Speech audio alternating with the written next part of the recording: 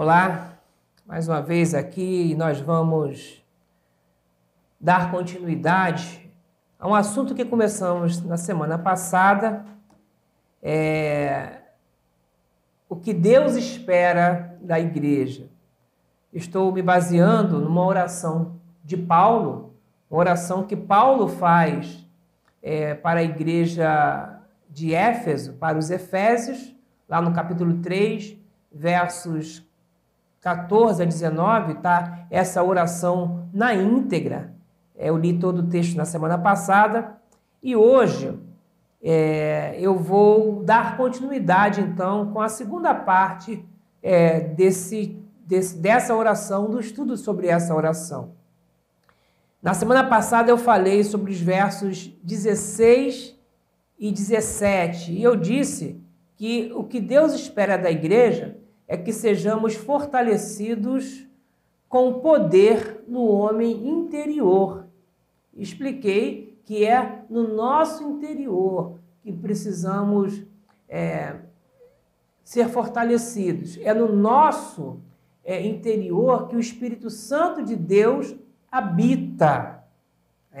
Então, é na nossa personalidade, no nosso caráter. É ali que nós vamos demonstrar que recebemos o Espírito Santo e que temos sido fortalecidos por Ele para a nossa vida cristã.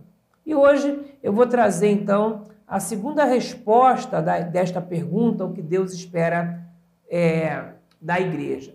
E a segunda resposta é que sejamos arraigados e alicerçados em amor. Então, o que Deus espera da igreja? Primeiramente, está no estudo da semana passada, que sejamos fortalecidos com o poder do homem interior. E hoje, a segunda resposta, que sejamos arraigados e alicerçados em amor. Para responder, dar base a essa resposta, eu vou ler aqui só o verso 17. E Cristo habite pela fé nos vossos corações, a fim de que, estando arraigados e fundados em amor. É o que está escrito na palavra de Deus. Como falei semana passada, o Espírito Santo, ele produz caráter e não alarido, né? E então, como deve se revelar o caráter de um cristão? Com amor. Deus, ele é amor e nós somos a imagem e semelhança dele, então um cristão deve ter um caráter amoroso. E o fortalecimento do Espírito Santo, que vimos na semana passada, ele vai produzir uma personalidade amorosa, uma personalidade dócil, né? Lembra dos frutos do Espírito? Amor, alegria, paz, mansidão, longanimidade, benignidade, bondade, domínio próprio, todas aquelas 9 virtudes que aparecem ali, você percebe que é o fruto do Espírito produzindo uma nova personalidade mais amorosa, mais alegre, mais paciente, mais dócil. E é nessa personalidade que, segundo Paulo, nesta oração, nós precisamos estar arraigados e alicerçados. São essas as duas palavras que eu quero analisar agora, né? Arraigados e alicerçados. O que seria arraigados? Raiz. Então, o cristão raiz é aquele cristão amoroso, não é aquele carrancudo, né? É aquele amoroso. Então, arraigados. Alicerçados, vem de alicerce, é o fundamento. O cristão deve ser, então, fundamentado. Por que eu estou dizendo isso? Porque algumas das manifestações que vemos não são do Espírito Santo. Por vezes, nós confundimos o que nós sentimos com o Espírito Santo. Tá? E é nesse sentido que Jeremias diz o quê? Que enganoso é o coração do homem. Então, vida espiritual, ela não pode ser medida por emoção, tá? Arrogância espiritual, que às vezes nós vemos muita gente que se diz poderosa, não é manifestação do Espírito. Ah, eu tenho mais fé, a minha igreja é melhor, a minha igreja tem mais poder, eu oro e Deus responde, eu oro e Deus fez milagre. Tudo bem, não vou aqui questionar isso, mas a minha pergunta é, você tem amor? Você está arraigado e fundamentado em amor? Porque Deus é amor. E a oração de Paulo diz que nós precisamos estar arraigados e fundamentados nisso se queremos ser imagem e semelhança de Deus. Então, se o Espírito Santo está presente numa pessoa, a maior marca da personalidade da pessoa é o amor de Deus na vida da pessoa. Por que estou dizendo isso? Porque é constrangedor ver um cristão truculento em nome da fé, arbitrário em nome de Deus, né? Às vezes a pessoa vai dizer assim, olha, Deus mandou dizer, Deus falou assim, era melhor dizer eu gosto assim, eu penso assim, né? E fazemos muitas coisas, às vezes em nome de Deus, não transmitindo, não transparecendo o amor de Deus sobre todas as coisas. Eu me lembro que quando eu estava no seminário, isso foi muito interessante, um professor falando sobre a questão do tradicionalismo, né, de como isso era modificado, ele levou um jornal batista antigo e tinha um artigo muito bem escrito, tá? Muito bem escrito, e o título era Deus não gosta de órgão, né? E a pessoa tinha ali uma argumentação de que Deus não gostava de piano. Olha só, né? O piano hoje é quase santo nas igrejas, né? Eu peguei a época em que talvez alguém dissesse que Deus não gosta de bateria, né? Mas o piano já era santificado ali naquele momento. Mas ele construiu um argumento, falava que os pianos, os órgãos eram usados nos cabarés americanos e eram ligados à prostituição e tal, e aquilo, então, enfim, mundanizava o culto e tantas outras coisas. E tudo bem. Seria muito mais honesto ele dizer, eu não gosto de órgãos, eu não gosto de bateria, eu ia respeitar. Mas botar algo do meu coração em nome de Deus não faz nenhum sentido. O que eu quero dizer? Quero dizer que quem conhece o amor de Deus, quem vive o amor de Deus, ele não tem uma postura assim. Ele compreende, ele consegue ser resiliente, ele vive o amor de Deus porque ele se relaciona em amor sobre todas as coisas. Ele compreende, né? Então, quanto mais espiritual, mais compreensível, mais misericordioso, mais os frutos do Espírito Santo, que eu falei que tem amor, mansidão, tem paz, tem benignidade, tem bondade, tem domínio próprio, tem tanta coisa boa. Mas esse fruto, ele é visto, ele é demonstrado na vida da pessoa. Então, preste atenção. O que Deus deseja da igreja? Deus deseja que nós sejamos fortalecidos no homem interior, o que eu falei na semana passada, e que sejamos alicerçados e arraigados em amor. Então, isso resume esses dois pontos. É isso que Deus espera de mim, é isso que Deus espera de você, né? É impressionante isso. Que sejamos fortalecidos em amor nas nossas vidas.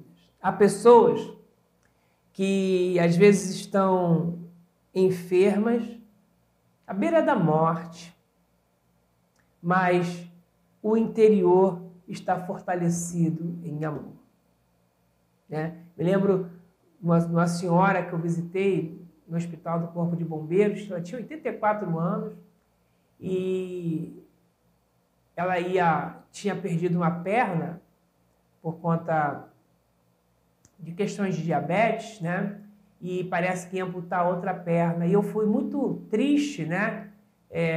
Conversar com ela, orar com ela, e ela estava sorrindo ali e dizia para mim que 84 anos Deus concedeu a ela, ela tinha andado, feito tanta coisa, conhecido tantos lugares, né? E ela então agora estava ali, né? E era um privilégio, porque ela não podia mais andar para ir às pessoas, mas as pessoas iam até ela e conversavam com ela ali. Com alegria, conversava com os enfermeiros, com os médicos, e eu saí dali edificado. Eu fui consolar e saí consolado. Sabe o que é isso? Uma cristã, uma pessoa fortalecida no interior, uma pessoa que tinha o Espírito Santo, uma pessoa amorosa. Qualquer outra pessoa poderia estar vivendo um momento amargo, mas ela vivia um momento de alegria, porque estava arraigada e alicerçada, sobretudo, no amor de Deus. Hoje, pensa-se muito, como eu falei semana passada, fortalecer o exterior, o dinheiro, a prosperidade, mas Deus deseja que sejamos fortalecidos por dentro e arraigados no amor de Deus. Por isso, por conta do exterior, e eu lido com isso, tem muita gente se matando, suicidando, quando perde alguma coisa, né? Quando alguma coisa não dá certo, porque tem medo da vida. Mas quando a gente é fortalecido por dentro, nós não temos medo. Quando a gente é arraigado no amor, nós não temos medo, porque a Bíblia diz que no amor não há medo. Antes, o perfeito amor lança fora o medo. Você que está aí nos ouvindo, entenda isso. Se você buscar viver esse amor de Deus como base, como alicerce, como raiz da sua vida, todo medo é lançado fora. Nós vivemos um tempo de muito medo, de muita preocupação. E a oração de Paulo pede para que sejamos o quê? Fortalecidos no nosso interior e alicerçados no amor de Deus. E eu quero continuar ainda com mais uma resposta. Tudo isso é para que a gente conheça e compreenda o amor. Então, terceiro ponto. Eu falei na semana passada sobre o primeiro, hoje falo sobre o segundo e vou falar também sobre o terceiro. O que Deus espera da igreja? Deus deseja ou espera que compreendamos e conheçamos o amor. Eu vou ler os versos 18 e 19. Diz assim: para que possais compreender com todos os santos qual seja a largura, o comprimento, a altura e a profundidade, e conhecer o amor de Cristo, que excede todo o entendimento, para que sejais cheios até a inteira plenitude de Deus. Mais uma vez aqui, duas palavras que eu quero destacar: conhecer e compreender. Conhecer é o sentido intelectual e compreender é o sentido prático, espiritual. O que Paulo está dizendo aqui que crer não é apenas emoção, também é razão. E Paulo usa dois verbos, um para falar do nosso intelecto e o outro para falar das nossas emoções. Por isso, Paulo sempre diz, eu sei no que tenho crido. Porque ele crê, ele usa a emoção, mas também usa a razão. Então, fé envolve também o nosso intelectual. É uma aceitação intelectual. Não é apenas sentir, mas também admitir. Então, o que é compreender e conhecer? Ele vai dizer, compreender e conhecer o quê? A largura, o comprimento, a altura e a profundidade do amor de Cristo. Na cultura da época que Paulo escreve, era muito influenciada pelos estoicos. E eles costumavam usar essas dimensões de largura, altura, profundidade, para falar sempre sobre a completude do universo. Sempre que falava de algo total, usavam-se esses termos. E Paulo usa os mesmos termos para falar, então, da totalidade do amor na igreja. Porque muitos compreendem parcialmente o amor de Deus pela igreja. O amor dele é para me salvar. Então, ele me salvou, ele me guarda e fica só nisso. Mas é muito mais do que isso. Então, vocês já perceberam isso?